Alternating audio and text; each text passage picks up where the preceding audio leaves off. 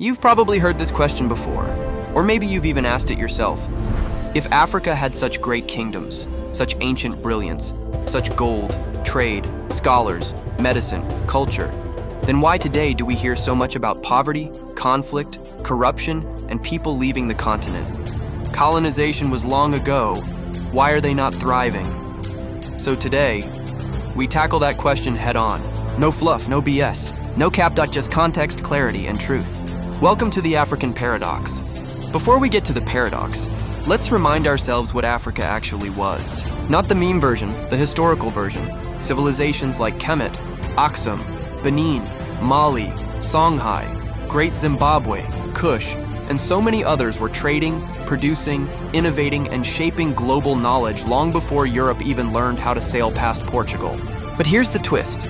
Great history doesn't automatically guarantee a smooth present.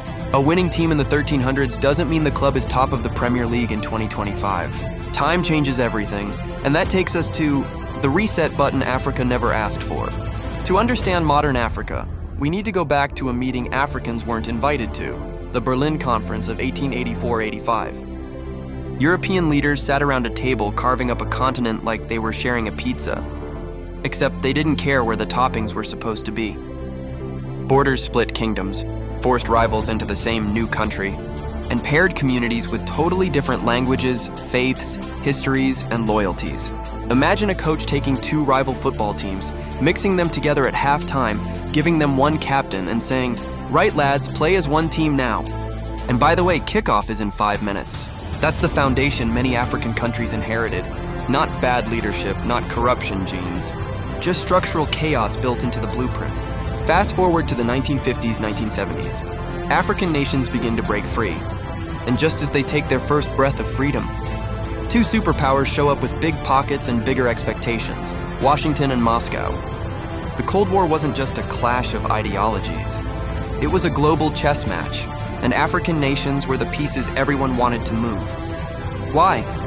Because Africa had strategic geography, critical minerals, oil, political influence at the UN, and new governments still shaping their identity.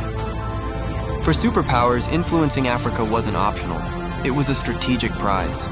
And for many African countries, influence was easy because institutions were young and weak, economies had been built to export raw materials, not develop industries, armies were small and easily armed by foreign powers, leaders needed money fast, and local rivalries were already sharpened by colonial borders.